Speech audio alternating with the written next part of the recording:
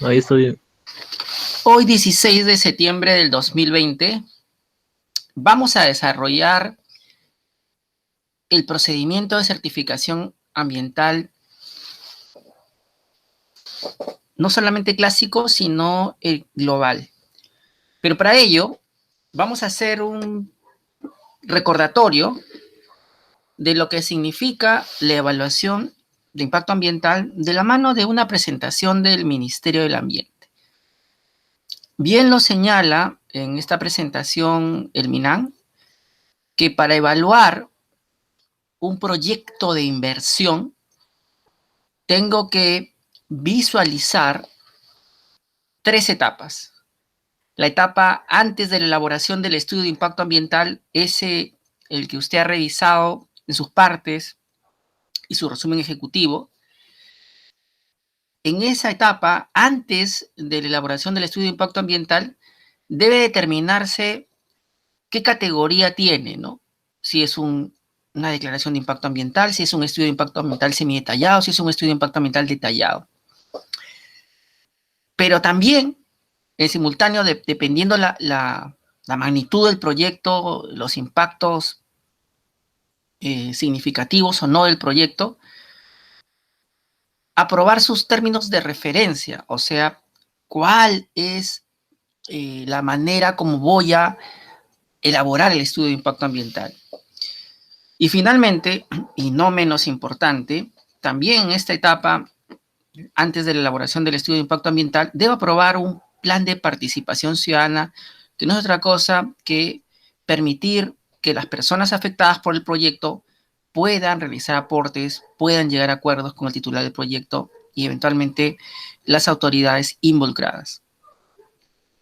Luego de esta etapa, durante la elaboración del estudio de impacto ambiental, implica que una vez que se aprobaron los términos de referencia y me los entregaron, yo voy a desarrollar este documento de gestión ambiental acompañado de la autoridad evaluadora. El SENACE no me va a dejar solo, me va a acompañar, por ejemplo, en el levantamiento de la información de la línea de base social, ambiental, que ustedes han visto en el estudio de impacto ambiental que han revisado, ¿sí? El SENACE me va a acompañar. Se supone que también la autoridad evaluadora, gobierno regional o ministerio competente, de acuerdo al caso, también debería acompañar para saber cómo se está recogiendo la información y cómo se están desarrollando los talleres de participación ciudadana para informar a las personas que muy pronto va a haber una actividad y que se está recogiendo la información, los insumos, para poder finalmente terminar un estudio de impacto ambiental. En esta etapa de elaboración del estudio de impacto ambiental, también se hace participación ciudadana, como también se hace participación ciudadana en la etapa previa, como es la elaboración de los términos de referencia y el plan de participación ciudadana. Finalmente, y ahora sí, me había adelantado, cuando ya culminé este levantamiento de información, recién se supone que voy a culminar el estudio de impacto ambiental y recién allí lo voy a presentar a la autoridad competente. Si es certificación ambiental global o si es una evaluación que ya está transferida al SENACE, será el que lo evalúe. Si no es así, será el Ministerio de Salud, será el Ministerio de Defensa o MINCETUR quien lo haga, y se continuará con las siguientes etapas, como será la admisibilidad del estudio, si cumple con los términos de referencia. O sea, en la admisibilidad voy a revisar si tiene el pago de la tasa, si cumplió con las indicaciones que se dio en los términos de referencia, etcétera. Si la consultora, por ejemplo, está autorizada, podría ser una consultora sancionada y por lo tanto, por esa razón, no admitirse el estudio de impacto ambiental de evaluación. Luego de admitido, lo que se hace es derivarlo a autoridades técnicas opinantes que pueden tener opiniones vinculantes o no vinculantes. Luego, en el proceso de evaluación, se va a desarrollar talleres informativos, audiencias públicas, para socializar esta primera versión del estudio de impacto ambiental a la población directamente afectada. Es interesante esta participación ciudadana porque estamos poniendo en conocimiento de todos la primera versión del estudio de impacto ambiental, aún sin considerar las observaciones que los opinantes técnicos, como podría ser el CERFOR, como podría ser la Autoridad Nacional del Agua, como podría ser CERNAP, como podría ser DICAPI, como podría ser el gobierno regional, como podría ser una municipalidad, etcétera, tienen sobre el estudio de impacto ambiental. Así como está, vamos a decirlo en términos latos, a lo bruto, me lo enseñan.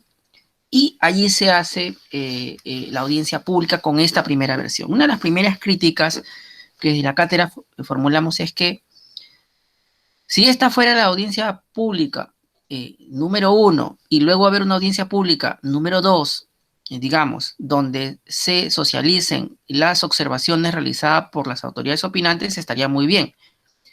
Pero si esta es la única audiencia pública donde las personas afectadas por el proyecto van a conocer el estudio de impacto ambiental sin informarles las observaciones de las autoridades opinantes, sin informarles cómo levantaron las observaciones el titular del proyecto y la consultora, y sin informarles cuál es la versión final del estudio de impacto ambiental, entonces veremos que esta participación ciudadana es deficiente, es defectuosa, no es idónea, porque se queda hasta este momento con la primera versión del estudio de impacto ambiental. Con esa primera versión, la autoridad evaluadora va a recoger los aportes que se hacen en la audiencia pública de la población afectada, como las observaciones de las autoridades opinantes se las van a correr traslado al titular del proyecto, a la consultora, para que levanten esas observaciones. Si las levantan, corren traslado a la autoridad evaluadora, por ejemplo el SENACE, y esta va a revisar si efectivamente ha dado respuesta o requiere información complementaria. Si todo sale bien, se aprueba la certificación ambiental. Si no es así, podría ser que el titular del proyecto pida un tiempo extra para poder levantar la observación, de repente es muy compleja, o probablemente no se apruebe el estudio de impacto ambiental. Este es el caso de la hidrovía amazónica, este es el caso del puerto que te preocupaba tanto, Bianca. ¿Me puedes decir el nombre de ese puerto? Que estaba en la zona de amortiguamiento de la Reserva Nacional de Paracas. El TPP. Justo se me fue el nombre. General San Martín. Está bien, está muy bien, está muy bien. Está cerca, está cerca. Sí. El General San Martín. Muy bien, muy bien. Entonces, en ambos casos no se aprobaron los estudios de impacto ambiental porque no levantaron las observaciones que se les formularon. No se preocupen porque vamos a revisar en las próximas clases un procedimiento completito para que veamos estas cosas que hemos explicado de manera muy resumida. Solamente este es un resumen ejecutivo, digamos así. Continuemos, ahora sí, discutiendo sobre las implicancias de la reubicación. La reubicación de una población que puede estar afectada por un proyecto extractivo, un proyecto de inversión, un proyecto de desarrollo. Y se supone que estas discusiones sobre la reubicación podrían ir en estos momentos, por ejemplo, podría ser natural que se haga durante la evaluación del estudio de impacto ambiental, porque allí se van a determinar, ya se conocerán los impactos que genera el proyecto, negativos y positivos, dentro de los cuales estaría la reubicación de la población. ¿Y cómo voy a saber qué población voy a reubicar?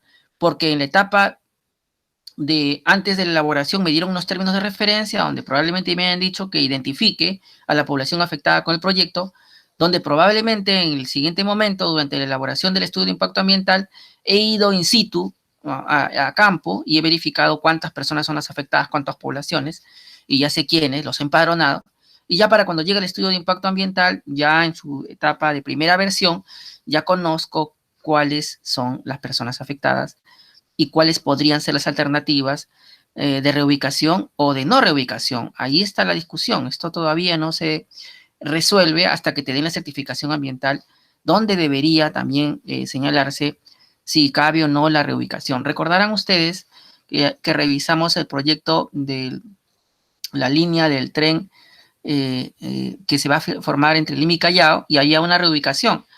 Y esa reubicación formaba parte del instrumento de gestión ambiental. O sea, recordarán de la clase pasada. Si no, revisen el video anterior donde van a encontrar este caso, ¿no?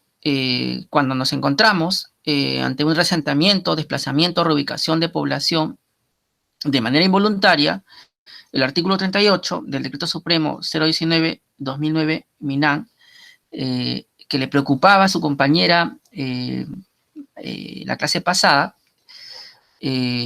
será siempre un estudio de impacto ambiental detallado. La categoría para cualquier tipo de reasentamiento de población es EIA detallado. Por eso nos preguntábamos cómo es que algunos proyectos, aunque sean reasentamientos, no habían sido EIAs detallados. Son preguntas que, como por ahí dice un youtuber muy conocido, jamás obtendrán respuesta, por lo menos por ahora.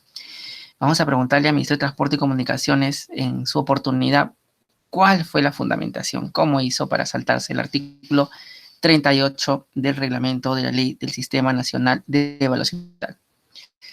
Mientras ocurre eso, vayamos a casos internacionales. Como ustedes sabrán, tenemos una estudiante de México y tenemos que también tener un panorama más amplio que solo el Perú. Y en este caso me tomé el trabajo con ayuda de su compañera, Fernanda, de revisar un proyecto de México, que es el caso del Tren Maya, ¿no? Y también otros proyectos. Pero viendo este caso del Tren Maya, también pude recordar que el Banco Interamericano de Desarrollo, cuando te presta dinero, cuando te da un préstamo a un estado para desarrollar un proyecto de desarrollo, tiene lineamientos para los casos de reubicación de población. O sea, no es que al profesor se le ocurre estas cosas y que mal profesor que usted no haga su expropiación, ¿no? O su servidumbre nomás impuesta por ley, ¿no? No, no, es que esto ya es un asunto específico. Y vamos a tomarnos unos minutos para leer los principios que el BIT tiene para estos casos, ¿no? Reasentamiento involuntario, dice acá. Esta política abarca todo desplazamiento físico involuntario de personas causadas por un proyecto del banco. Se aplica a todas las operaciones financiadas por el banco, tanto del sector público como privado, en las cuales el financiamiento del banco está encausado directamente, como en el caso de los préstamos de inversión, o sea, administrado por los intermediarios, programas de obras múltiples, por etapas, de créditos multisectoriales, excluye los planes de colonización, así como reasentamiento de refugiados o víctimas de desastres naturales. ¿Por qué pone esta salvaguarda el banco? Lo que ocurre, como su profesor Beltrán Pacheco podrá explayarse con más calma, y su profesor Jairo Ciesa también, o su profesor Juan Espinosa pueden hacerlo,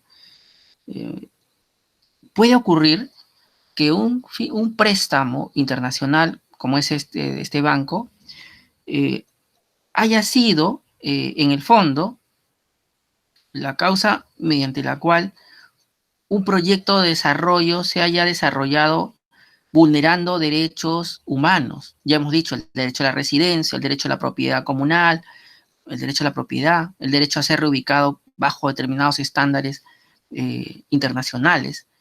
Y podría ser solidariamente responsable por los daños que ocasionó. Pero como profesor, no fue su intención del banco. Claro, pero es que el banco debe, y este es un principio ahora muy vigente, tener una diligencia ordinaria, una diligencia mínima, para saber cómo ese financiamiento debe ser en su gestión respetuoso de los derechos humanos. ¿Y por qué, profesor? Porque el Banco Interamericano de Desarrollo tiene en sus estatutos la obligación de respetar los derechos humanos. Que el Banco de Crédito no lo tiene, y el Scotia no lo tiene, y el Continental no lo tiene. Bueno, se supone que no deberían tenerlo porque estando los tratados obligando tanto a los estados como a los particulares, estos también deben respetarlos. Sin embargo, en los estatutos del BID sí se exige que se respeten los derechos humanos, porque estos préstamos son justamente para efectivizar derechos humanos. Y no se supone que con este préstamo yo vaya a vulnerar el derecho a propiedad, vulnerar el derecho a integridad cultural, vulnerar el derecho a consulta previa, vulnerar algún tipo de las salvaguardas que existen a las poblaciones desplazadas. Por eso es importante. ¿Qué le parece eso, Bianca?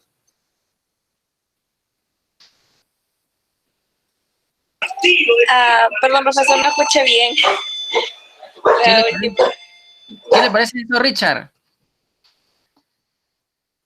Profesor, me parece muy bien, porque si el banco presta el dinero para realizar un proyecto, lo mínimo que tendría que preocuparse es que el proyecto respete los derechos humanos, que el proyecto sea eficiente para que el Estado o la empresa que pide el préstamo luego pueda devolverle su dinero. Y también ellos no puedan tener problemas de responsabilidad extracontractual y se les puede exigir indemnizaciones en el futuro. ¿Qué le parece, Juan Alexander? Usted siempre despierto en estas cosas.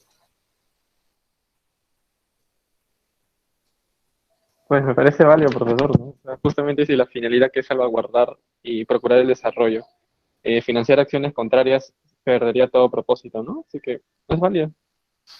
Muy bien. Estamos, entonces, de acuerdo, y vamos a revisar algunos principios, no vamos a poder agotarlos todos porque son bastante numerosos, he elegido algunos. Por ejemplo, dice acá, para lograr los objetivos globales de esta política, las operaciones que pueden requerir asentamiento serán evaluadas y preparadas conforme a dos principios fundamentales. Dice, 1, se tomarán todas las medidas posibles para evitar o reducir al mínimo la necesidad de resentamiento involuntario. Es interesante esto porque si tenemos la posibilidad de no arrecentar a la población, pero va a costar más, el banco dice, yo pago. Porque el principio es, si podemos no reubicar, no reubiquemos. Pero ¿qué pasa si es el Tren Maya o el Tren Amazónico?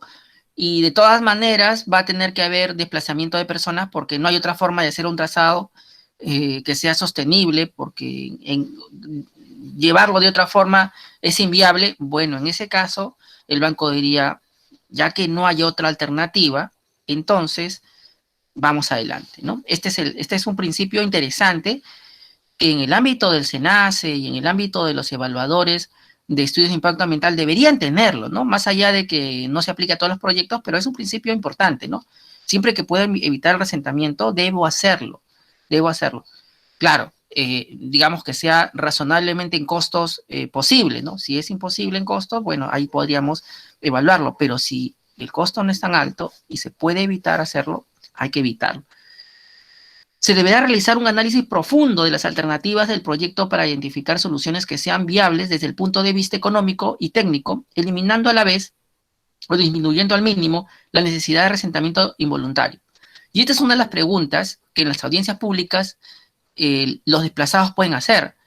Señor titular del proyecto, señora consultora, ¿me puede decir cuáles eran las otras alternativas y por qué no podrían ser elegidas en vez de esta que me deja sin casa? Y tendrían que responderle, vea, por esto, por lo otro, por ahí hay un lago, por ahí hay un río, solamente esta es la única zona por donde puedo poner las líneas del tren, por eso es que no tenemos más opción que reubicarlo, ¿no? Entonces, sí merecen una explicación los desplazados. No es que ya te voy a dar tu plata y tu casa y quédate callado y tú sigue nomás, no. Tanto los estándares del Banco Interamericano de Desarrollo como los establecidos en norma internacional establecen que tiene que haber una motivación en el desplazamiento, lo cual no quiere decir que tú puedas tener un derecho de veto a que no se te reubique cuando haya necesidad de hacerlo. No, pero tienes que explicarle por qué lo estás reubicando. Al examinar las ventajas y desventajas de las alternativas es importante que se cuente con un cálculo razonable del número de personas que probablemente se verán afectadas y con una estimación de los costos del resentamiento. Se deberá prestar especial atención a los aspectos. Ojo, acá subrayo, anoten, aspectos socioculturales, tales como la trascendencia cultural o religiosa de la tierra, la vulnerabilidad de la población afectada o la disponibilidad de sustitución en especies de los activos, particularmente cuando tengan consecuencias intangibles importantes. Yo les recuerdo el ejemplo que puse la semana pasada, ¿no? ¿Qué pasaría si voy a reubicar a toda la población que está en la avenida Tacna incluyendo aquellos que habitan en la iglesia de perdón, la iglesia de Nazarenas y también el convento de Santa Rosa de Lima, ¿no? Si eso sería factible, si eso sería razonable, ¿no? Es que ahí voy a construir una estación de tren espectacular, Juan Alexander, no te imaginas, Rosalinda, va a ser de punta la tecnología, pero estamos dispuestos como limeños a sacrificar dos lugares que para las personas católicas son fundamentales, al punto que el Estado peruano ha hecho feriado algunos de los días de festividad, en Santa Rosa de Lima, hace poco nada más. Entonces, ahí está, pues, es el punto que plantea el Banco Interamericano de Desarrollo, lo planteamos nosotros la semana pasada y estamos de acuerdo, ¿no? Ahora, si nos vamos a los pueblos indígenas, si tenemos un cerro como Santa Ana, que puede ser sagrado para las comunidades, ¿por qué ahí sí no? No, ¿cómo va a ser el cerro? ¿Cómo qué va a tener el cerro? ¿Por qué desde nuestra mirada occidental, desde la ciudad, no tenemos un poco de consideración a la espiritualidad y a la cultura de las comunidades nativas y nos burlamos de que tengan un cerro al que lo respetan, o a la tierra, al que le hacen un pago a la tierra? ¿Por qué no somos interculturales? ¿Por qué no miramos más allá de lo que de alguna forma es nuestra propia cultura? No, por eso yo soy ateo, y como soy ateo, me da igual lo católico, me da igual. No, es que también, así seas ateo, tiene que haber interculturalidad, que es el respeto al otro, ¿no? El hecho que tú profeses o que no creas en un Dios en particular, no significa que tú puedas exigir que los demás sean iguales a ti. Justamente tenemos un Estado laico y hay tolerancia y tienes que aprender a convivir con el resto. El otro principio que acá está planteado es el de cuando el desplazamiento sea inevitable, ¿no? Se deberá preparar un plan de reasentamiento que asegure que las personas afectadas serán indemnizadas y rehabilitadas de manera equitativa y adecuada. La indemnización y rehabilitación son consideradas equitativas y adecuadas cuando, y acá Rosalinda seguro está apuntando porque a ella le gusta esta parte, la indemnización y rehabilitación son consideradas equitativas y adecuadas cuando aseguren que en el plazo más breve posible las poblaciones reasentadas y las receptoras lograrán un estándar mínimo de vida y acceso a tierra, recursos naturales y servicios, tales como agua potable, saneamiento, infraestructura comunitaria, titulación de tierras. Yo agregaría lo que conversamos con Rosalinda la semana pasada: seguridad ciudadana, por ejemplo, ¿no? Que el ambiente esté debidamente sano y equilibrado, ¿no es cierto? Y continúa, que sean como mínimo, aquí está lo que tú querías conocer, Rosalinda, como mínimo equivalentes a las que tenían anteriormente. O sea, a mí no me puedes reubicar y me puedes colocar en una situación peor a la que yo estaba. ¿Podría ser que me mejoren las condiciones? Sí, no está prohibido y puedes hacerlo, pero no empeorar, ¿no? Profesor, pero antes yo tenía una habitación más grande y ahora tengo más pequeña. Bueno, se te compensará de otras formas. De repente tenemos algunas áreas de uso común que antes tú no tenías, ¿no? Hay formas de conciliar algunos detalles que de repente exactamente no me van a dar lo mismo que tenía, pero muy cercano y con las compensaciones correspondientes. También se señala que recobrarán todas las pérdidas causadas por dificultades transitorias. Claro, imagínense, de repente algunos van a perder el trabajo porque ya no van a poder ir al que está tan cerca de donde van a ser reubicados. Y por un tiempo, de repente 3 meses, van a estar sin trabajo. Y eso podría ser compensado. Sí podría ser compensado, porque hay una causalidad entre la reubicación y el trabajo que tenía. O de repente tenía un negocio y de pronto, debido a la reubicación, ya no lo puede desarrollar. Y entonces hay que compensarlo. A eso se refiere. Son transitorias, no son permanentes. 3, experimentarán un mínimo de desmantelamiento de sus redes sociales, oportunidades de trabajo, producción y del acceso a recursos naturales y servicios públicos. Dispondrán de oportunidades para el desarrollo social y económico.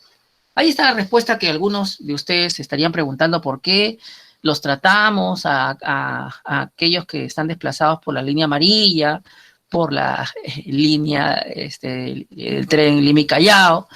Probablemente no necesariamente por nuestra regulación interna, sino porque alguno de estos proyectos ha recibido préstamos del Banco Mundial o el Banco Interamericano de Desarrollo, y tienen esos estándares, no los puedes botar a patadas, no los puedes alojar, no puedes aplicarles una servidumbre, no puedes aplicarles expropiación. Ahí está la respuesta, mi estimado Juan Alexander. A veces no nos cuentan toda la fotografía, no me la muestran, ni toda la historia es contada. Entonces, por eso es que atrás de esto podría haber reglas especiales, ¿no? Incluso tienen consideraciones especiales con comunidades indígenas, ¿sí? Dice, aquellas comunidades indígenas o de otras minorías étnicas de bajos ingresos cuya identidad está basada en el territorio que han ocupado tradicionalmente son especialmente vulnerables al empobrecimiento y de dislocación que puede producir el resentamiento. A menudo carecen de derechos formales de propiedad sobre las tierras de las cuales dependen para su sustento y se encuentran en desventaja para presentar reclamos de indemnización y rehabilitación. Por tanto, el banco solo respaldará, escuche Richard, escuche, el banco solo respaldará operaciones que conlleven el resentamiento de las comunidades indígenas o de otras minorías étnicas de bajos ingresos en áreas rurales. Si el banco puede comprobar que el componente de resentamiento beneficiará directamente a la comunidad afectada en relación con situación interior. 2. Los derechos constitucionarios de la comunidad se reconocerán plenamente y se recompensarán en forma equitativa. Las opciones de indemnización incluirán resentamiento basado en compensación de tierra por tierra. O sea, ¿qué quiere evitar el banco, mi estimado Juan Alexander? Para tu curso de análisis económico, a ver si lo llevas. Que tú no le des dinero a un pueblo que tiene una relación espiritual con la tierra. Tú tienes que darle tierra porque lo que está perdiendo es tierra.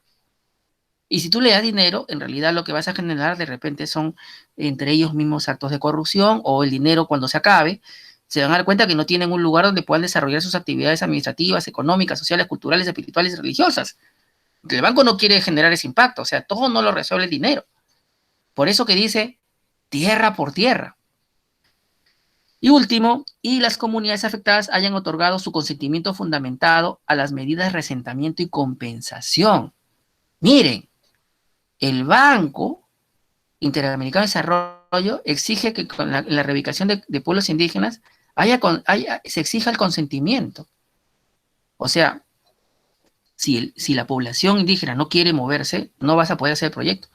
Al menos financiado por el BID, no.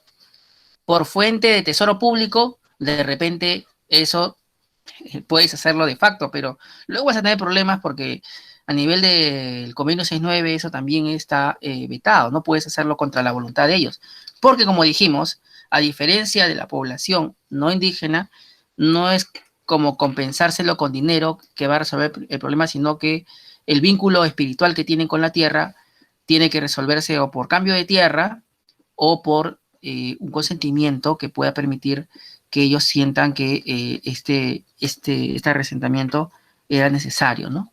Este es un tema muy delicado y les puse al BID porque algunos de ustedes de repente piensan que su profesor está exagerando. Tenemos el caso de Cerro de Pasco, por ejemplo, se trasladará al sur de su actual ubicación.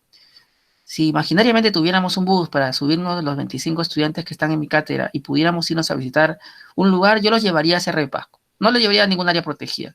Para que conozcan la real dimensión de la degradación de un ambiente y cómo 500.000 personas se afectan por no haber hecho una reubicación en su oportunidad, ¿no? Y hasta ahora se debate este tema, ¿no? ¿Se aplicarán estos estándares que hemos conversado? ¿Cómo se va a resolver esto? Ahí está el problema. ¿Usted qué piensa, Pamela? ¿Qué opinión le merece el tema de resentamiento, reubicación? ¿Cree que debe haber consentimiento? ¿No? ¿Qué piensa usted, delegada?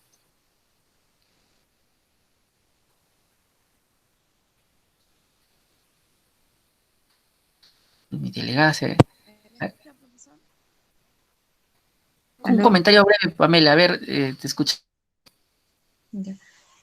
Bueno, profesor, yo el tiempo que estuve allá, siempre hay quejas, ¿no? De que la reubicación no va a ser la misma, del lugar que les quieren llevar no está habilitado igual donde ellos vivían, o hasta incluso que el monto que les quieren dar es inferior al monto que realmente cuesta sus terrenos. Y lo otro, el tanto de la salud, ¿no? De los niños, que también ha sido afectado, pero no sé exactamente a qué mina se refiere porque también hay varias allá. Entonces, son varias que están en la misma situación y es precaria, ¿no? Es muy triste la realidad de allá. Muchas gracias, Pamela. Es un buen testimonio. Así es, este curso es complejo. No podemos ofrecerte una solución que esté en una ley porque cada caso es distinto. Y a diferencia de un curso donde la jurisprudencia o el precedente resuelve el tema, aquí caso a caso tienes que resolver la situación de problemática social. Por eso es interesante conocer casos. Y como nuestra compañera de intercambio lo sugirió, vamos a ver rápidamente qué pasa en México. Miren que México no es tan diferente a Perú, por eso les digo, las reglas para evaluar un estudio de impacto ambiental como de reubicación, no importa si estás en Perú, en Bolivia, en Colombia, Ecuador, en Argentina, Chile o México, son similares, son estándares internacionales ya, ¿no? Y aquí tenemos el caso del Tren Maya, ¿no? Encontré la noticia del 12 de junio del 2020, donde se señala que barajan opciones para reubicar a las familias que se encuentran cercanas a donde va a estar el tren. Y ahí están viendo ustedes la zona que va a ser reubicada, ¿no? La zona que va a ser reubicada probablemente es esta que está al costado del tren. Y está bien porque el tren genera vibración.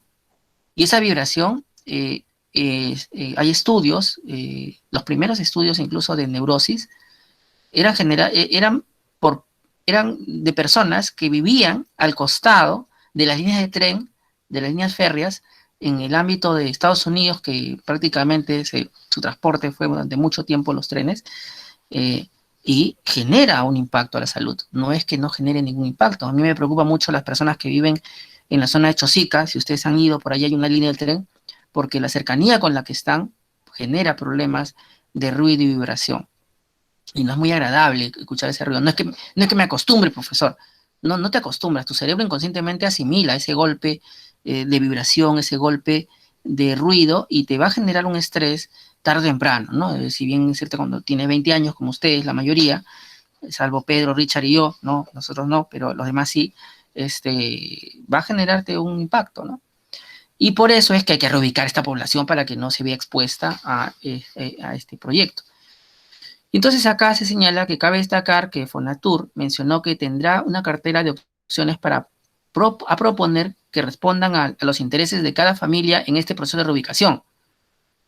Igual como me lo dijo hace un momento Pamela, miren, algunos pobladores no están de acuerdo con lo que les van a dar, dicen que sus tierras valen más. Bueno, eso que ocurre en Perú, donde no nos ponemos de acuerdo cuánto me vas a pagar por mi propiedad y por la reubicación, también pasa en México. O sea, no digamos que acá están los revoltosos y acá están los que no se quieren poner de acuerdo. No, los seres humanos en lo básico somos muy parecidos. No es que cambiamos cuando pasamos la frontera, ¿no? Y acá en México tienen lo mismo, ¿no? Y las opciones de reubicación de estas familias, en este caso en Campeche, son las siguientes, ¿no? Dice, el catálogo de opciones que se contempla para la reubicación es el siguiente: compensación económica y asesoría para la construcción o ampliación de una construcción en el predio actual o fuera del derecho de vía. El derecho de vía es este que está acá. Se supone que una distancia entre la casa, entre la carretera y la línea de tren. Me parece que no la hay porque acá está la carretera y la carretera misma tiene que tener otro derecho de vía. ¿Y para qué me sirve el derecho de vía? Para poder hacer mantenimiento a las vías del tren. Tienen que estar visibles, no pueden estar así pues enterradas con tierra o llena de pasto. Tengo que darle mantenimiento, tiene que verse, visibilizarse, para ver si no hay ninguna falla que pueda generar un accidente.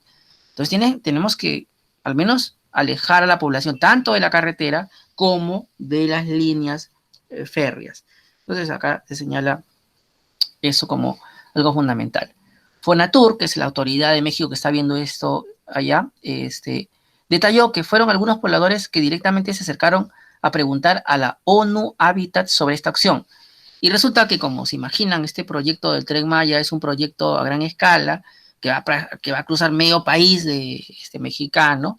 Han tenido que ellos, para no generar un conflicto de ribetes mayores, llamar a la ONU, ¿no? Y hay una ONU, o sea, hay un organismo de la ONU que se llama ONU Habitat, que se encarga justamente del tema de viviendas, y ellos están un poco siendo los mediadores para la reubicación, ¿no? ¿Quién mejor que los expertos en viviendas, ¿no? A nivel internacional? Y lo que han planteado es lo siguiente: la construcción nueva en otro terreno de propiedad de la familia, a veces incluso de otra localidad. La indemnización económica si ya poseen otra vivienda adecuada fuera del sector o una ayuda de alquiler para quienes actualmente rentan. La compra de viviendas existentes en el mercado y la construcción de nuevas por parte de Fonatur. Ahora, ¿cuál es la crítica que les hago a mis colegas mexicanos? Que aquí no están siguiendo un procedimiento para reubicación o desplazamiento forzado donde haya la posibilidad de obtener el consentimiento de la población. Acá estás negociando puerta por puerta y así no es. Si voy a reubicar a toda una población, tengo que hacer audiencias públicas, tengo que hacer talleres informativos, tengo que reunir a explicarles por qué los estoy reubicando y ponernos de acuerdo con todos. Esto de puerta por puerta tampoco es viable, porque imagínate que ya arreglé con 100, pero faltaban 20 y están en el medio. ¿Cómo voy a hacer? Entonces, tengo un problema. Entonces, tengo que llevar un procedimiento de reasentamiento con etapas de información, etapas de diálogo y etapas de cierre con acuerdos vinculantes a las partes. Entremos ahora a el convenio 169 de la OIT, que ya no se aplica como el caso del Tren de Maya que estamos viendo, o el caso que es puesto por Pamela a población no indígena, sino el convenio 69, en su artículo 16, se aplica fundamentalmente a población originaria, población nativa, población campesina, población indígena, que va a ser objeto de un reasentamiento. Y aquí el artículo 16.1 es claro.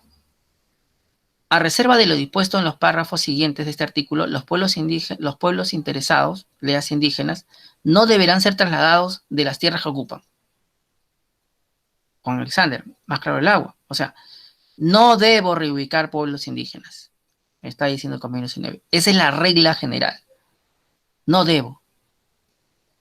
Ahora, claro, el artículo 16 me dice que podría hacerlo, pero ese podría hacerlo, es excepcional, o sea, no es la regla general. O sea, para llegar a ese traslado, a la reubicación, tendría que estar debidamente justificado por su salud, porque va a haber un desastre natural, porque no hay otra forma de realizar alguna actividad que es un asunto de interés nacional, pero muy justificadamente. Y por eso es que el artículo 16.2 señala, Rosalinda, ¿nos lo puedes leer, por favor? He visto que has llegado. El 16.2, y la letra está grandecita como para que la leas. Buenas tardes a todos y todas. A ver, artículo 16.2. Cuando excepcionalmente el traslado y la reubicación de esos pueblos se consideren necesarios, solo deberán efectuarse con su consentimiento dado libremente y con pleno conocimiento de causa. Cuando no pueda obtenerse su consentimiento, el traslado y la reubicación solo deberá tener lugar al término de procedimientos adecuados establecidos por la legislación nacional, incluidas encuestas públicas, cuando haya lugar en que los pueblos interesados tengan la posibilidad de estar efectivamente representados. Muy bien. Entonces, resumiendo lo que se señala, si voy a reubicar a población indígena, necesito su consentimiento libre e informado. Si no, no puedo reubicarlos. Y no solo eso, sino incluso cuando no pueda obtener su consentimiento luego de una consulta previa, voy a tener que prometerles que cuando acabe el proyecto, por ejemplo, la explotación de una mina, la explotación de una actividad hidrocarburífera, ellos pueden retornar, pueden volver al lugar en donde estaban. Esta es una de las cosas que tengo que garantizarles. El problema con este artículo, el 16.2, es que vacía de contenido el derecho a no ser desarraigado de tu territorio ancestral, y que no obstante que dice aun cuando quieran reubicarte, requieren tu consentimiento. Luego te pone esta terrible regla, Rosalinda, que me lastima mucho, que es cuando no se pueda obtener su consentimiento, el traslado y la reubicación solo deberán tener el lugar al término de los procedimientos adecuados establecidos en la legislación nacional. O sea, en contra de la voluntad de la población indígena. Yo creo que esto es muy preocupante porque estamos hablando de un territorio que han ocupado más de 500 años. O sea, vamos a celebrar 200 años, ustedes y yo, de, entre comillas, la República del Perú. Ellos tienen más de 500 como cultura, como etnia. Y yo lo voy a reubicar simplemente porque voy a desarrollar un proyecto que de repente podría tener otro trazo. Es éticamente cuestionable. No dudo, estimado Juan Alexander, que desde un análisis económico pueda ser rentable. No dudo que el proyecto de desarrollo de repente va a traer grandes beneficios a la nación. Pero ¿a qué costo? Siempre me gusta recordar esta frase de nuestro amigo de superhéroe de Thanos, ¿no? ¿A qué costo? ¿No? ¿A qué costo? Yo no estoy dispuesto, al menos, si fuera funcionario público, a pagar un costo tan alto. Porque le quito una parte fundamental de su cultura, que es su territorio. Es como que me digan a mí, guardando una analogía, podría ser, que un pedazo del Perú lo vamos a ceder por 30 años a alguno de nuestros vecinos. Y que todos los que están allí ya no van a poder vivir ahí, sino que vamos a reubicarlos fuera de ese territorio. Ustedes no querrían que eso pase, se opondrían. Yo no soy un nacionalista, pero digamos que eso es lo más parecido al sentimiento que sentiría una población indígena cuando lo retiras de un lugar que ancestralmente han ocupado. Y no es nacionalismo, en ese caso es una relación espiritual, porque el nacionalismo es algo construido socialmente y que usted ya, porque nació en Perú, o nació en Chile, o nació en Brasil, o nació en Ecuador, ya debe defender la bandera del Perú y su territorio. Bueno, es una forma, digamos, cercana a lo que sentiría un indígena, pero más intensa, porque ellos tienen una relación con la naturaleza, con la tierra, fácticamente, no simbólicamente como usted, no, mucho más físicamente, ¿no? Físicamente. Y consumen recursos naturales para conectarse, ¿no? La ayahuasca, por ejemplo, es una forma, cuando lo toman por motivos ceremoniales, o el San Pedro, es una forma de conectarse con esa otra realidad, ¿no? Otra realidad. Muy bien, sigamos adelante, porque estábamos ahondando en este tema de desplazamiento, porque Rosalinda la semana pasada disparó varias preguntas y dijo, no entendí. Bueno, Rosalinda, esta clase es para poder cubrir esos vacíos que quedaron, y por eso me gustan las intervenciones, que digan qué falta, dónde hay que profundizar, también que están en desacuerdo. Me gusta por eso que Juan Alexander está en clase, es un buen contrapunto. O Pedro, que no habla, pero cuando dice algo, discrepa, y es bueno discrepar, no hay que temer pensar diferente al profesor, sino todo lo contrario, hay que también pensar distinto.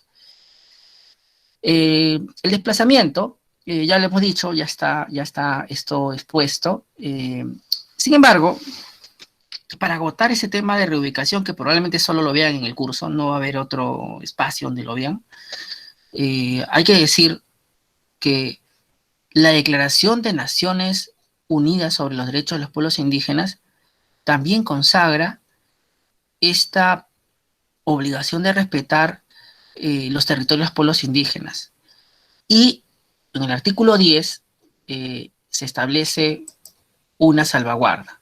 Yo quisiera que aquí su compañero Yasser lea el artículo 10 de la Declaración de Naciones Unidas sobre Derechos de los Pueblos Indígenas. Adelante, Yasser. Sí, dice, los pueblos indígenas no serán desplazados por la fuerza de sus tierras o territorios. No se procederá a ningún traslado sin el consentimiento libre, previo e informado de los pueblos indígenas interesados, ni sin un acuerdo. Acuerdo previo sobre su indemnización justa y equitativa, ¿no? Sí, y siempre que sea posible la opción del regreso. Yasser, ¿usted está en acuerdo, desacuerdo? ¿Qué le parece esa salvaguarda establecida por la ONU? ¿Exagerada? Claro. ¿Razonable? ¿Qué piensa? De hecho, sí estoy de acuerdo porque es necesario que, bueno, el pueblo, como usted mencionó, deba consentir, ¿no? O sea, debe tener el consentimiento para que pueda ser desplazado. Tengo entendido que hay situaciones, por ejemplo, en las que ellos son desplazados cuando sus territorios, o sea, por el calentamiento global y en temas cuando hay inundaciones, etcétera, por ejemplo, estos son reubicados, pero con la opción de poder regresar, ¿no? No obstante, creo que sí es necesario, incluso para ello también el consentimiento, ya que estos a pesar de que el calentamiento global pueda afectarlos, también creo que ellos también tienen cierto desarrollo y perspectiva respecto a todo lo que viene dentro de sus territorios, ¿no? Porque entiendo también que los territorios en los que ellos asumen no solamente implican el lugar en el que ellos se encuentran, sino también todo lo que implica, ¿no? Que es como usted mencionó, el tema de la espiritualidad, la forma de vida, etcétera, ¿no? Muy bien, Yasser.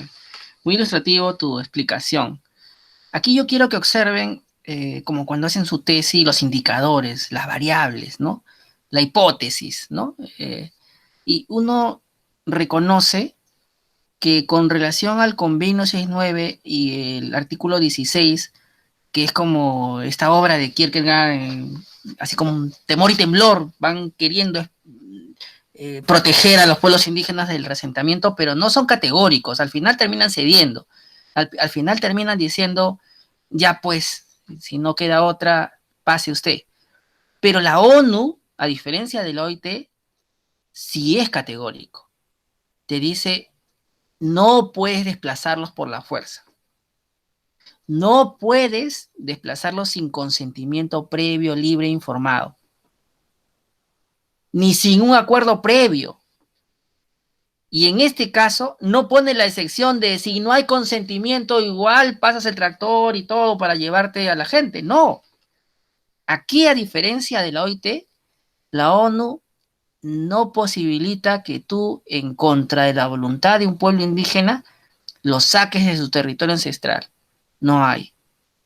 A diferencia de la OIT, aquí la acción de regreso es un derecho que es parte del acuerdo de la justa indemnización y de la reubicación de esta población.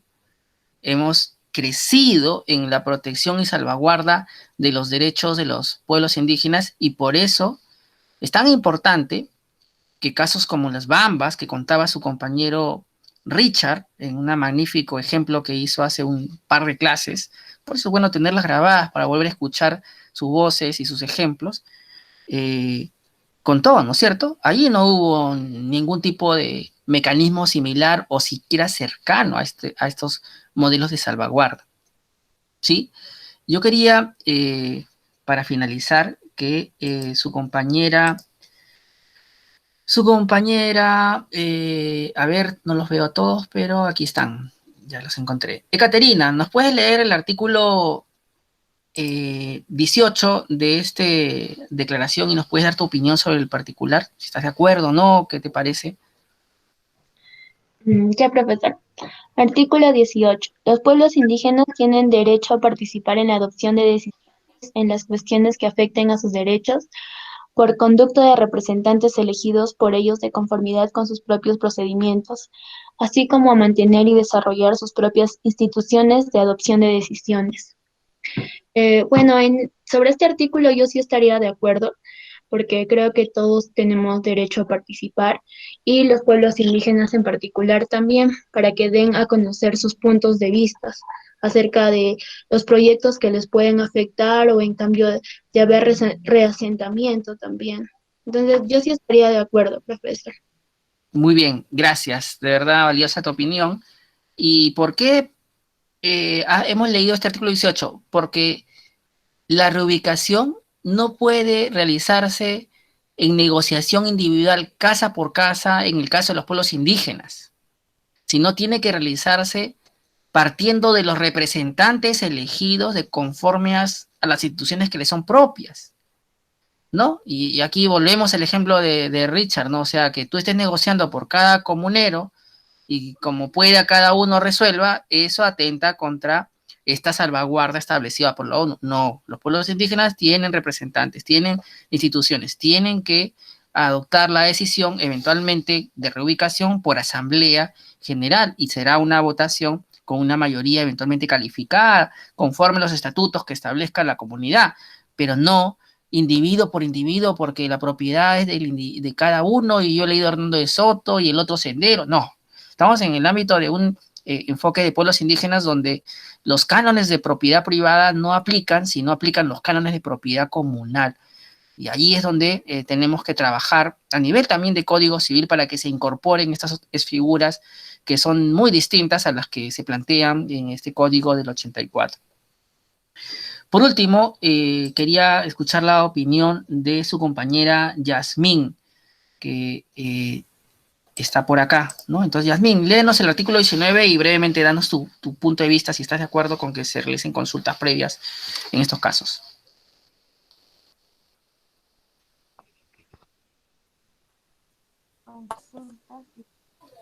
El artículo 19, Yasmín. Interactuar por medio de instituciones representativas antes de adoptar y aplicar medidas legislativas o administrativas al efecto, a fin de obtener su previo informado.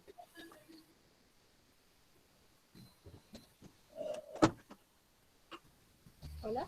¿Me escuchó? Sí, sí te escuché, Yasmín. Se escucha bajito, pero se escucha, al fin. Entonces, lo que Yasmín decía era: los estados celebrarán consultas y cooperación de buena fe con los pueblos indígenas interesados por medio de instituciones representativas antes de adoptar y aplicar medidas legislativas administrativas que los afecten, a fin de obtener su consentimiento libre, previo e informado.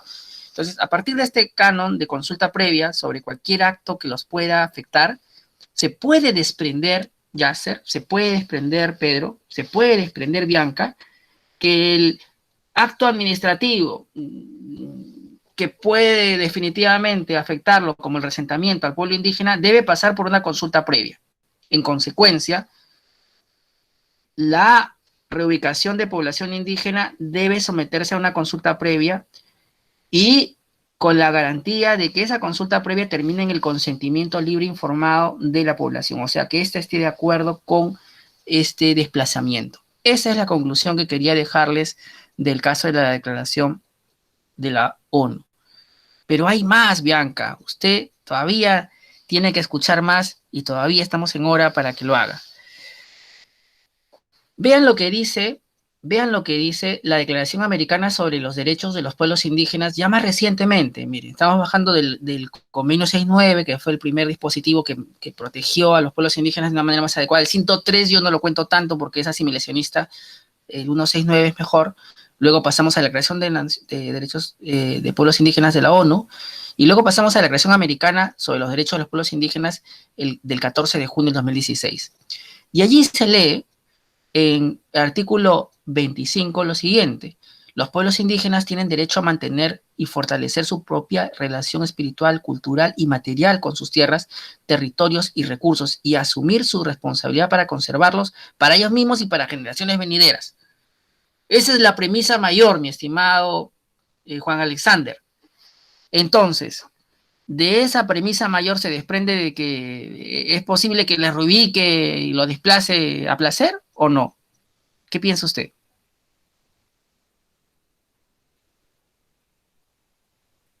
Juan Alexander.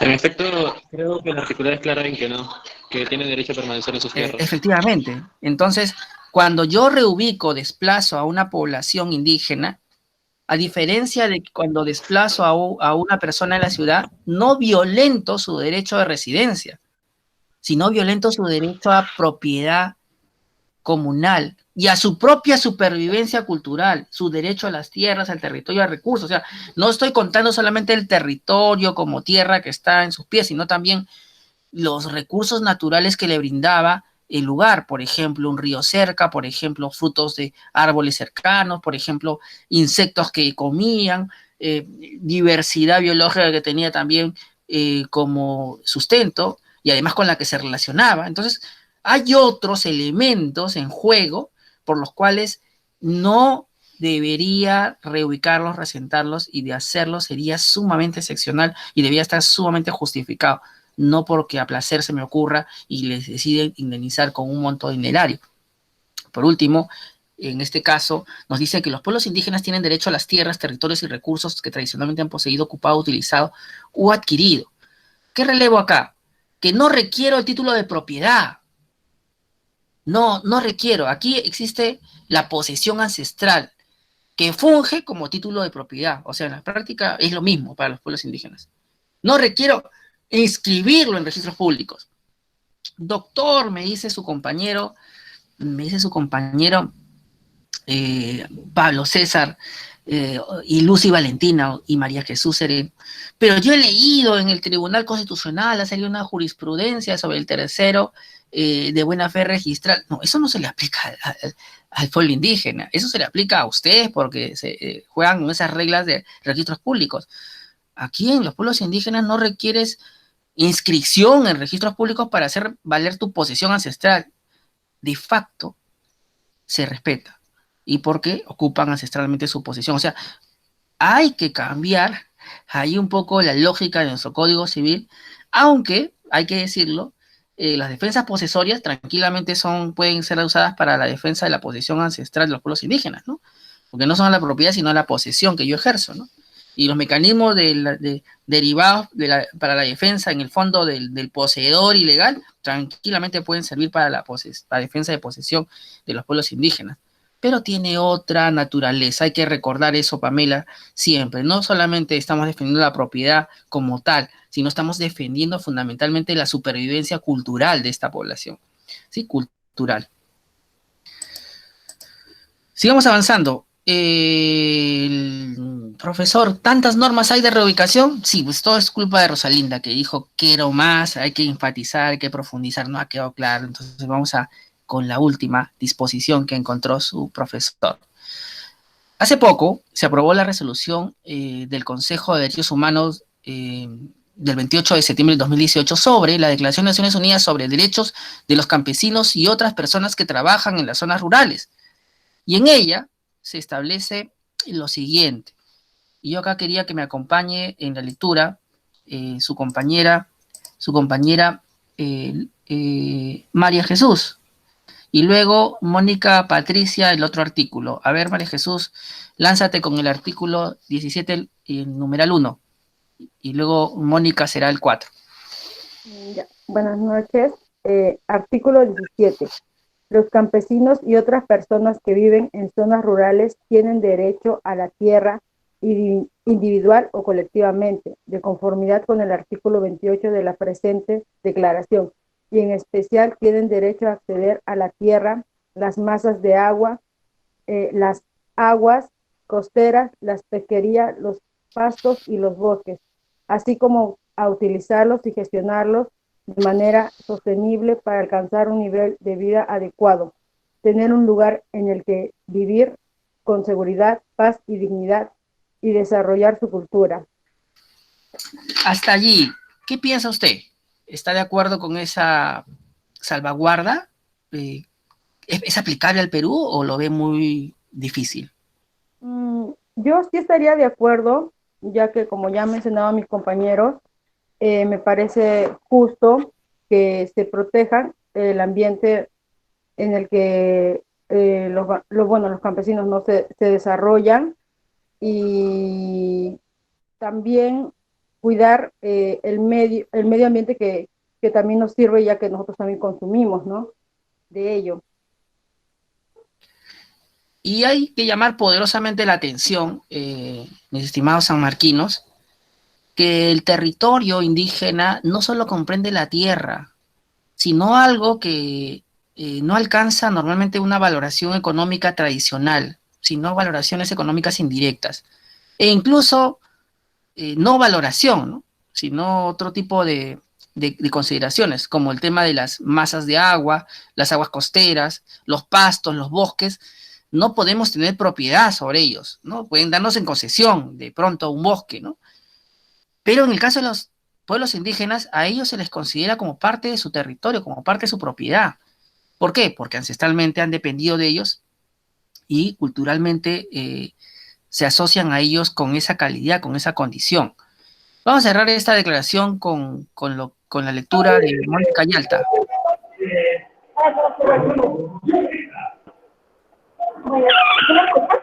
Mónica, adelante, por favor, en el artículo 17, numeral 4.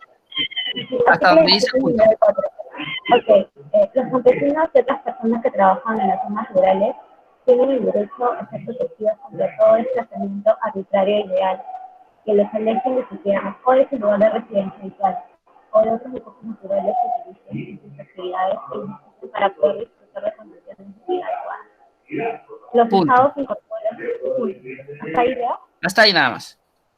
Muchas gracias, Mónica. Bien, vean lo interesante de esta disposición, que va en línea con lo que hace un momento conversábamos con Rosalinda, ¿no? O sea, no se tolera ningún tipo de desplazamiento arbitrario o ilegal, o sea, no puedo expropiarte, no puedo imponerte una servidumbre, ¿no? Que aleje al pueblo indígena de su territorio, pero sobre todo, y acá está lo más interesante, porque justifican que el territorio también te garantiza condiciones de vida adecuadas para que tú como pueblo sobrevivas, ¿no? Espiritual, religiosamente, con recursos necesarios, etcétera. Entonces hay una relación más intensa que la que tenemos usted y yo sobre nuestra propiedad. Creo que eso ya quedó sumamente claro. Y ahora sí, digan, profesor, ya quiero escapar de este tema de reubicación. Nadie me ha hablado tanto de este tema, ni siquiera mi profesor de Derechos Reales. Ya vamos a terminar, pero hablemos de derecho corporativo y derecho de pueblos indígenas, ¿no? El curso, como les digo, es un curso complejo. Acá nos vamos a encontrar con una interdisciplinaridad muy notoria, porque las empresas también tienen en cuenta el tema de reubicación con un código de conducta especial. O sea, las empresas petroleras, las empresas mineras, se han dado cuenta que a lo largo de la historia han tenido conflictos sociales justamente por reubicaciones mal hechas y que finalmente eso ha ido en contra de su reputación y eventualmente han pagado indemnizaciones. ¿Su compañera tiene el micro abierto? ¿Alguien quiere hablar? No. Sí, profesor, tengo una Sí, pregunta. dígame. Diga su nombre porque no puedo verle. Soy Pamela. Ah, Profesor, Pamela, adelante. cuando usted estaba comentando lo de los campesinos, entonces, ¿habría una diferencia entre las poblaciones campesinas y los pueblos indígenas? Más fuerte, Pamela, no le escucho. Respecto a los pueblos campesinos, a las poblaciones campesinas y a los indígenas. Las poblaciones indígenas Ya. tendría que La haber diferencia, ¿quieres que te diga cuál es? Sí. Ya, muy bien, muy buena pregunta. En realidad, la declaración para derechos de comunidades campesinas la realiza aquí, vamos a ver a dónde está, la realiza la ONU porque eventualmente no toda población rural es indígena. Podría no ser indígena, pero sin embargo desarrolla actividad de una comunidad campesina. Imaginemos que su profesor y alguno de ustedes se va al campo porque se hartó de la ciudad, se hartó de la pandemia, vámonos al campo, vamos a vivir conforme en las prácticas ancestrales de los seres humanos, y sin desarrollar ningún tipo de cultura, pero sí una relación estrecha con la naturaleza para poder tener agricultura orgánica, para poder tener ganadería orgánica, para tener una construcción de la casa que sea sostenible y que sea amistosa con el ambiente y los residuos sólidos muy bien trabajados, tiene una actividad de campesino tan de repente idéntica como la que tiene un pueblo indígena campesino, pero con la diferencia que no tiene una identidad ancestral culturalmente hablando, sino tiene una identidad cultural reciente a partir de estas costumbres que tiene con respeto al respeto a la naturaleza, al ambiente, a los animales, ¿no? Entonces, esta población se había dado cuenta, la ONU, que no estaba siendo protegida y que sin embargo era objeto de vulneraciones de sus derechos en caso de reubicaciones o afectaciones por proyectos de desarrollo. Y se consideró que deberían incorporarse en las salvaguardas para que no sean reubicadas de cualquier forma, porque a pesar de que de repente usted y yo habíamos podido vivir tradicionalmente en la ciudad como ahora lo hacemos, de repente ya tenemos 30 años 30 años en el campo, entramos ahí a los 30 años, ya tenemos 60, 65 años, y ya toda nuestra vida está conectada con lo que ocurre en la tierra, en el campo, con los animales, con todo lo que estamos haciendo ahí, y que tú me reubiques, sí me vas a generar un gran cambio en mi calidad de vida, y vas a destruir mi proyecto de vida, que yo pensé quedarme ahí hasta morir, y no que me retires y que me quieras dar un departamento de lujo, si quieres, en Lima, cuando yo vivía en una zona de campo, porque me daba la gana de hacerlo, porque había decidido alejarme de una ciudad tan bulliciosa, alejarme de una ciudad con tanta contaminación, y donde hay tan poco respeto con relación a los valores que yo creo que en el campo son mucho más respetados. Por eso, mi estimada Pamela, es que hay una distinción entre población indígena campesina y población rural, así le vamos a llamar, población rural, que pueden ser colonos, que pueden ser personas que deciden tener una relación más estrecha con la naturaleza, pero no tienen esa espiritualidad y esa ancestralidad que tienen los pueblos indígenas, que tienen la característica más notoria con relación a estas poblaciones, es que preexistieron al Estado. O sea, usted y yo decidimos irnos al campo y a desarrollar actividades como colonos o como campesinos, pero nosotros como en identidad de pronto cultural moderna, esta visión animalista o ambientalista, es posterior al nacimiento del Estado. O sea, es una creación cultural porque es una creación cultural nueva, y que de pronto debe ser distinguida notoriamente de la indígena,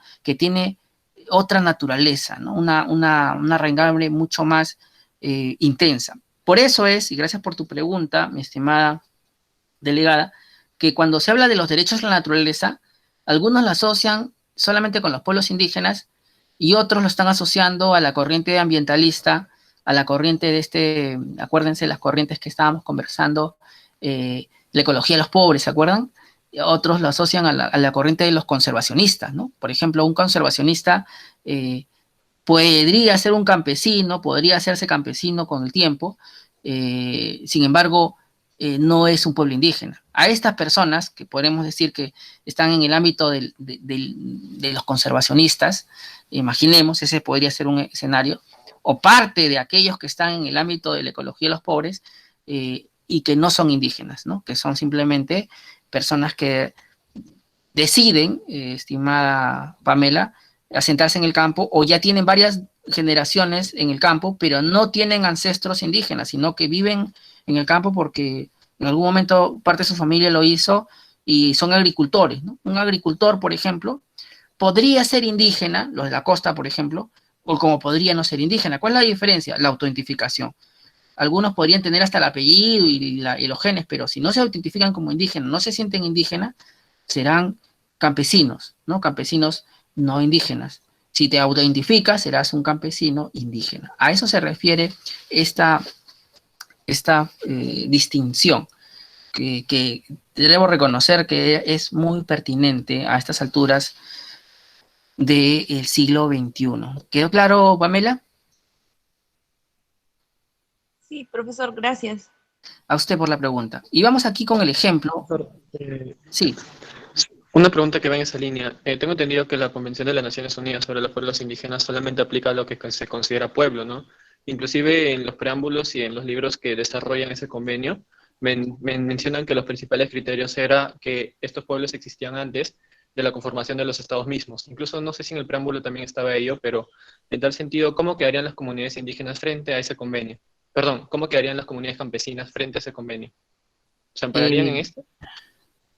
Hay que tener en cuenta una cosa importante. De acuerdo al convenio 69, todo pueblo indígena que se autoidentifique como pueblo se le considera indígena. Y la ley de consulta previa dentro de los pueblos indígenas, ya lo veremos, considera que las comunidades campesinas, las comunidades nativas y las comunidades afrodescendientes son pueblos indígenas. O sea, estas poblaciones sí tendrían derecho a la consulta previa.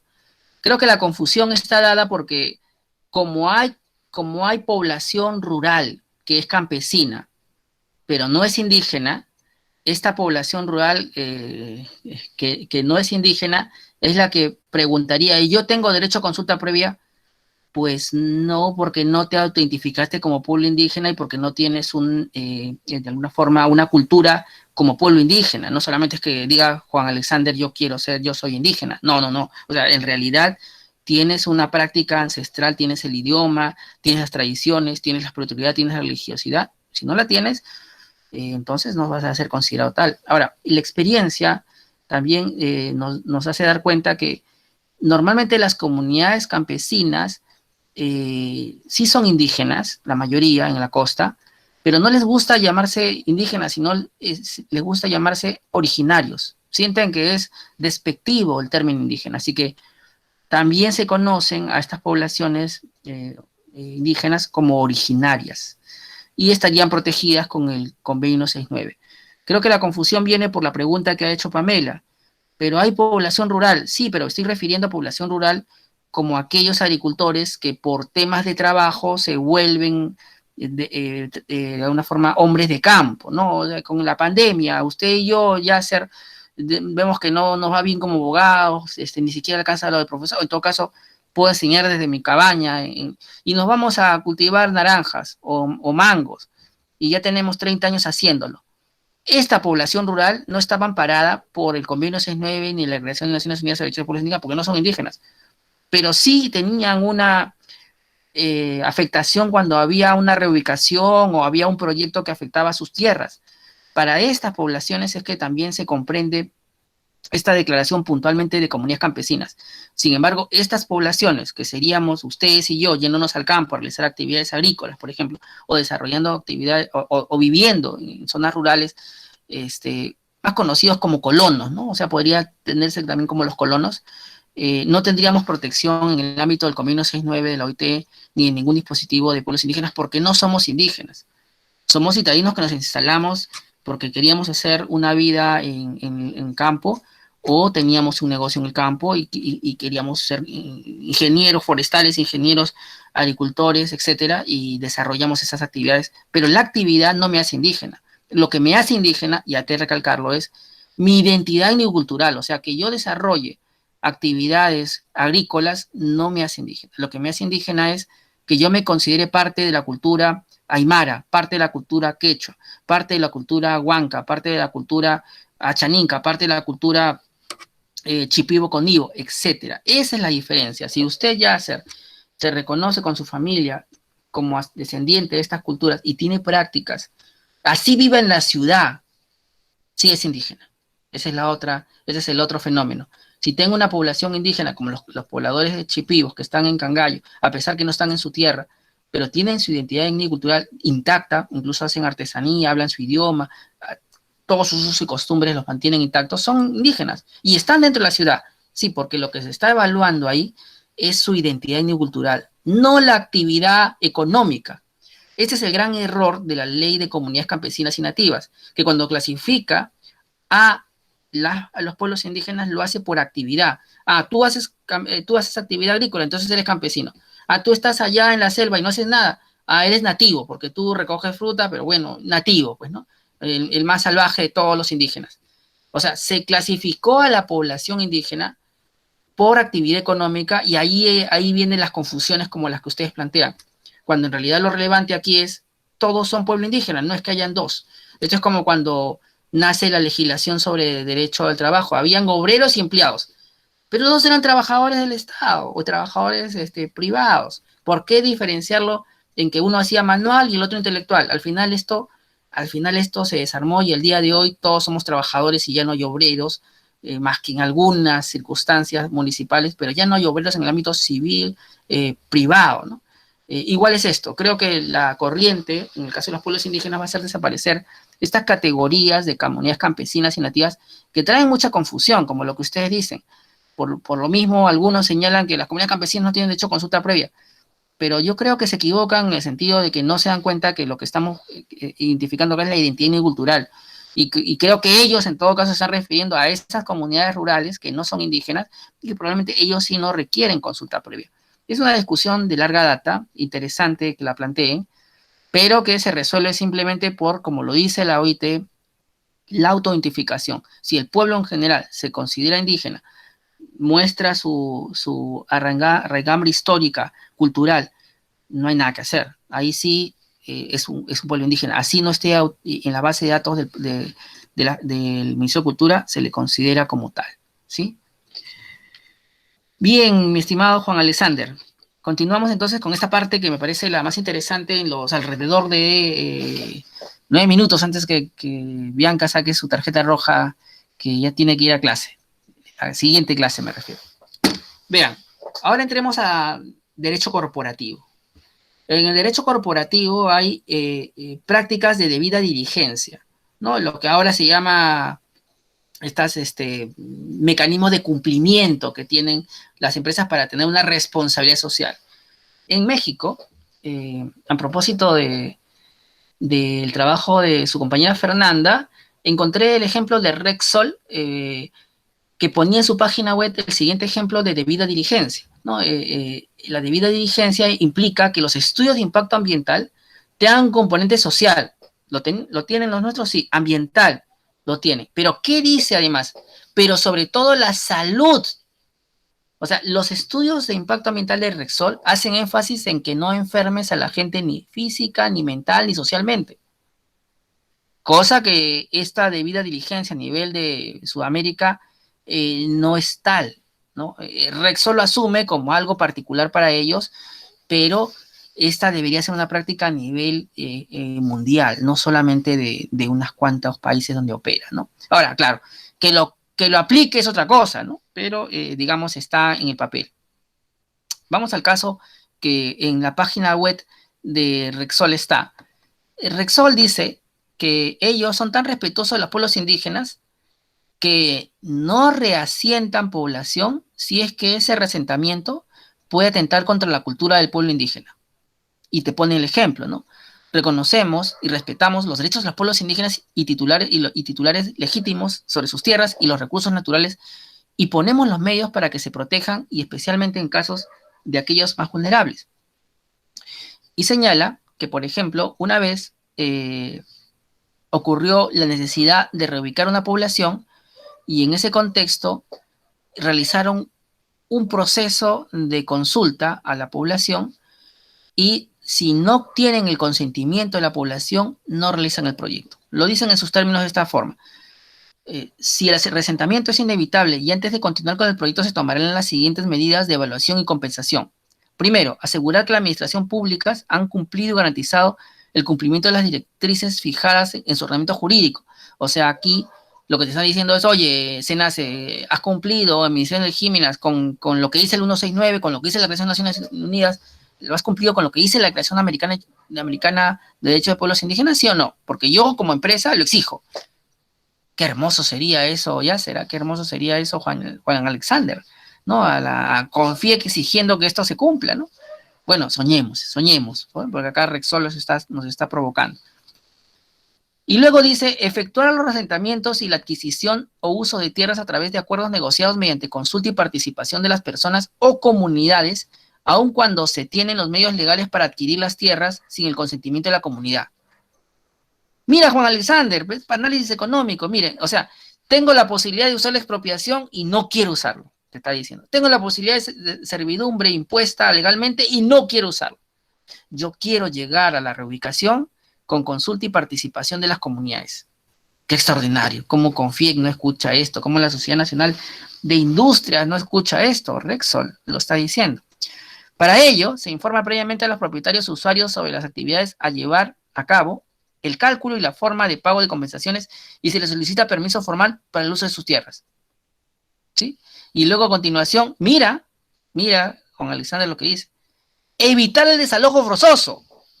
Claro, porque yo formalmente puedo decir, han invadido, esos son invasores. Entonces meto mi desalojo y listo, ya puedo utilizar estas tierras para... No, él se está prohibiendo de usar el desalojo, la servidumbre y la expropiación. Quiere todo por diálogo. Qué interesante política empresarial corporativa de Rexol, ¿sí? Ahora, profesor, es lo que dice en su página web. ¿Se ha cumplido alguna vez en la historia de esta empresa que ha hecho eso? Bianca, por ejemplo, preguntaría en su canal, reniego y luego existo. Y le digo que sí. O sea, así no les daría el ejemplo, ¿no? Y ellos te ponen el ejemplo, un ejemplo de debida diligencia en derechos humanos, ¿no? Porque las empresas tienen que tener debida diligencia en derechos humanos. ¿Por qué? ¿Porque el profesor lo dice? No, porque hay una directiva de la ONU que se llama Principios de Empresas y Derechos Humanos, por los cuales las empresas transnacionales, las empresas, tienen que tener debida diligencia para respetar derechos humanos, como por ejemplo hacer esto, ¿no? Con un enfoque participativo y de respeto a las culturas autóctonas, la metodología de Repsol fue presentada previamente a autoridades tradicionales, etnia Wayuu. Las entrevistas se realizaron asegurando la diversidad con el objeto de garantizar la participación activa de las comunidades. La transparencia y accesibilidad de información veraz es clave para mantener una relación de confianza con nuestras comunidades. Por tanto, los resultados del estudio fueron compartidos con estas reuniones multidinarias en el idioma local, Wayuuniki, para garantizar todos los accesos a una información veraz. Se identificaron aspectos relacionados con la territorialidad perdida de identidad propia de los jóvenes, derechos laborales, económicos, de la mujer y medioambientales. Sin embargo, el impacto más relevante identificado fue la protección de los espacios sagrados y el impacto cultural, sin posible medida de mitigación. Por tanto, la decisión de la compañía ha sido no continuar las operaciones en este bloque, siendo consecuente con nuestra política de recomendaciones y respeto de la diversidad cultural de las comunidades. En este caso ha sido presentado en el 2019 en el Parlamento Europeo en Bruselas, en el evento privado Empresa y debida diligencia en América Latina.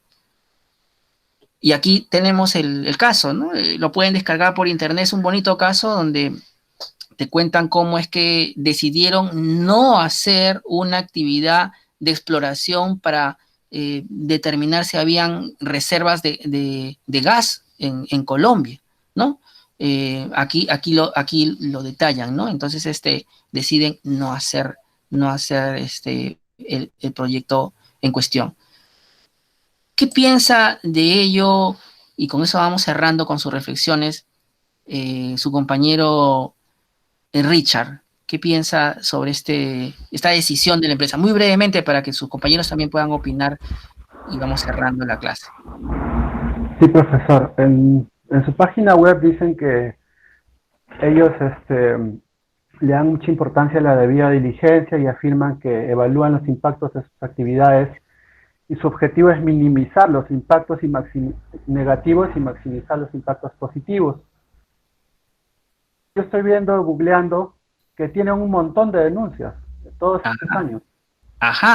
Tienen denuncias en Argentina, tienen denuncias en España, tienen denuncias de la Unión Europea. Por ejemplo, la Organización Ecologista de la Unión Europea dice que el estudio de impacto ambiental presentado por Repsol sobre sondeos petrolíferos carece de rigor y está plagado de omisiones, vaguedades e indefiniciones. Tienen denuncias en España.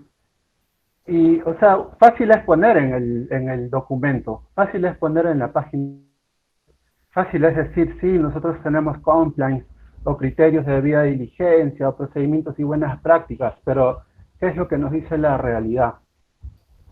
Entonces yo creo que el discurso tiene que ir acompañado de hechos. Y si bien es bueno que Repsol ponga en su página web, también sería bueno que las cumpla, ¿no? Esa es mi opinión. Muy bien, Richard. ¿Qué piensa su compañero Juan Alexander?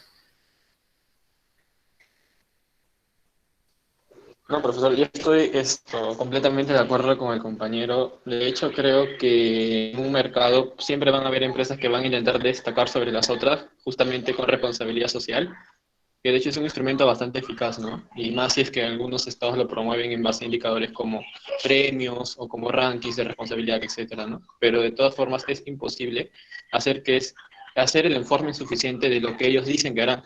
En el texto que usted demostró, en realidad decía evitar. En otras palabras, es como, evidentemente ellos no pueden vincularse por esos textos, porque en primer lugar no es una norma, sino son ellos los principios que están marcando para su actuación. Y segundo, pese a ello, el solo empleo del término evitar ya de por sí deja un margen amplio para justamente poder omitir esa regla, ¿no? Porque, ok, lo intenté evitar, pero no pude, se hizo inevitable. Y así, es como, está bien, Pero de todas formas considero que en la realidad que eso dista bastante, ¿no? Pero igual es positivo en la medida que de todas formas, frente a un escenario en donde no tenga nada y donde no haya hecho absolutamente nada, de todas formas es un paso más adelante. Evidentemente eso no es la panacea y creo que de todas formas hay muchas cosas más detrás que evita que tengamos tal vez un panorama un poco más concreto para decir que ellos pues están cumpliendo todas sus responsabilidades en general. Esa es mi opinión al menos en este aspecto. Muchas gracias, Juan Alexander. Rosalinda, vamos a cerrar con tu intervención y luego ya concluyo. ¿Qué piensa usted, Rosalinda? Bueno, profesor, espero que se me escuche. Sí, bueno, acorde en la misma línea con mis compañeros, creo que es un pragmatismo de principios, porque si bien estos principios están contemplados, por ejemplo, no sé si Repsol está, por ejemplo, dentro de una carta o dentro, por ejemplo, de un derecho internacional que ampare que estas empresas transnacionales, así como todas, estén vinculadas al cumplimiento de los derechos humanos, porque incluso en el tema de transnacionales y derechos humanos se contempla o se ha querido contemplar con fracasos y aciertos muchas veces una carta en la que realmente sancione.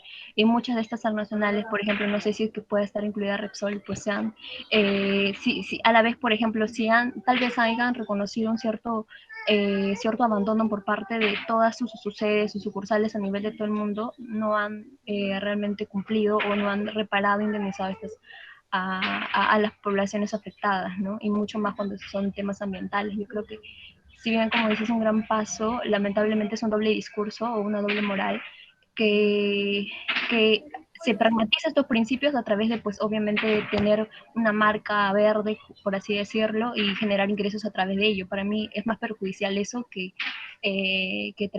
decir claramente de que no está de acuerdo, que no va a asumir ciertas responsabilidades. Muy bien.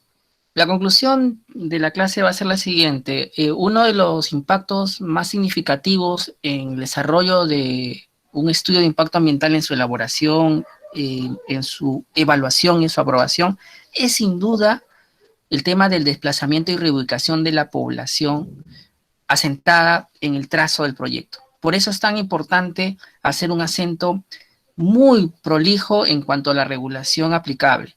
Y como a la fecha, como Pamela lo ha señalado, y otros casos también se ha visto, no se viene aplicando de manera rigurosa, sino por agua tibia se pasa el instrumento de reasentamiento. Entonces, hay una tarea pendiente desde la universidad y desde las consultoras y propio Estado para hacerlo mucho más riguroso, especialmente cuando afectan pueblos indígenas, donde cualquier tipo de reasentamiento o reubicación, en principio debe ser prohibida. No debería ocurrir. Pero en caso que ocurriera, implicancias nefastas que eso tiene para los pueblos indígenas, tendría que hacerse con consulta previa que lleve al pueblo indígena. Si no se logra el consentimiento del pueblo indígena, lamentablemente no vamos a poder reubicarlo. Es clarísimo que vamos a generar un impacto cultural tan grave que podría dar parte de la comunidad. En el caso de población como nosotros, de ciudad o rural, que no es indígena, también se tiene que desarrollar un procedimiento para la reubicación y desplazamiento de la misma, donde se tiene que informar adecuadamente con las razones por las cuales se nos está reubicando, de qué trata el proyecto, cómo nos van a compensar, cómo nos van a reubicar, dónde nos van a llevar, etcétera, etcétera, y también llegar a un consentimiento. Es interesante que aquí sí coincida la mayoría que se exige un consentimiento a la población, incluso no indígena. ¿Y por qué? Porque como hemos visto en la banca internacional que financia estos proyectos, existen directivas que obligan a los estados, sobre todo los megaproyectos, a que se cumpla con el consentimiento de la población. Y aquí hemos tenido experiencias donde han visto que se han tardado muchos años en desarrollar proyectos porque la población no se iba, y usted decía, pero ¿por qué no le aplican un desalojo? ¿Por qué no le aplican una expropiación? ¿Por qué no le aplican un servicio? Porque tenían la condición del préstamo que se haga con una salvaguarda socioambiental. Cierto es que estamos en en contra de algunos mecanismos fraudulentos de población que no estaba allí, que se asienta, o traficantes de tierra o invasores que se quieren aprovechar de estas salvaguardas ambientales y sociales. Sí, hay que estar atentos porque para ellos no aplicaría para personas que tienen ya un tiempo significativo antes de la existencia del propio proyecto. ¿Cómo identificarlos? Cuando hago mi estudio de impacto ambiental, cuando levanto mi línea de base social, allí voy a identificar quiénes han estado desde siempre y quiénes recién son los llegaditos que cuando se enteraron ponen la banderita y las esteras para ser compensados. Hay que tener mucho cuidado y allí es donde nos falta hilar fino con la legislación para que no se suban al carro inescrupulosos traficantes de tierra o personas que ya están acostumbradas a beneficiarse de manera ilícita a nuestro entender. Para concluir, el derecho internacional público está intentando regular derechos y obligaciones de las empresas transnacionales, dentro de los cuales está la debida diligencia, dentro de los cuales está el respeto a los derechos humanos y dentro de los cuales está la obligación de que cuando haya que reasentar poblaciones se haga con las máximas salvaguardas. Por eso es que Repsol lo está haciendo, no porque quiera. Ahora, es verdad que por ahora la mayoría de empresas usa códigos de ética internos o lo que llaman la autorregulación, pero en el caso de derechos humanos no funciona la autorregulación. Aquí, con eso concluyo, debe consagrarse en los próximos años o décadas quizás un tratado que establezca derechos, deberes y obligaciones de las transnacionales para efectos de que sean un sujeto de derecho internacional que responda por las afectaciones a derechos humanos que pueden ocurrir en los diversos países del continente. Como bien ha señalado su compañera Rosalinda y también su compañero Richard y Juan Alexander, lamentablemente lo que está en la web o lo que está en el código ético o lo que está en sus planes de sostenibilidad distan mucho de lo que realmente ocurre en el terreno de los hechos. Por eso es importante terminar de consolidar ese orden público internacional con relación a cuál va a ser el tratamiento de este nuevo sujeto de derecho internacional que viene impactando en los derechos humanos de las personas incluso más intensamente ya que los propios estados. Este es uno de los grandes pendientes. Muy bien, ha sido un gusto compartir esta clase con ustedes. Aquí recomienda una película a su compañera la clase, por favor, con eso cerramos. Cuéntanos de qué trata la película, la sumilla nada más. Ya, profesor, creo que ha salido reciente nada más, Darkwater, en la que la empresa DuPont a través de el teflón, que en su momento pues como que no se descubrió que el T8 tenía pues un componente cancerígeno y que a la vez y que al no estar regulada, pues lamentablemente no se pudo castigar, pero justamente la película habla de que un abogado ambientalista trató de averiguar ello y investigando en su propia regulación de la propia empresa estableció que esta misma había garantizado pues que no, con los estándares que ellos mismos habían pues establecido, que no se iba pues a afectar a las poblaciones, incluso el teflón que muchas veces usamos en las sartenes no tiene nada, algo nocivo, cosa que se descubrió que sí, y que afectó pues a un poblado, a un pueblo, y que tuvo que pagar millones de indemnizaciones, ¿no? Porque trató de negociar con cada uno, pero lamentablemente era imposible, ¿no? Como bien establecido. Excelente recomendación, Rosalinda. Sí, he visto la película, la recomiendo a todos. Nos vemos la próxima semana. Hasta pronto.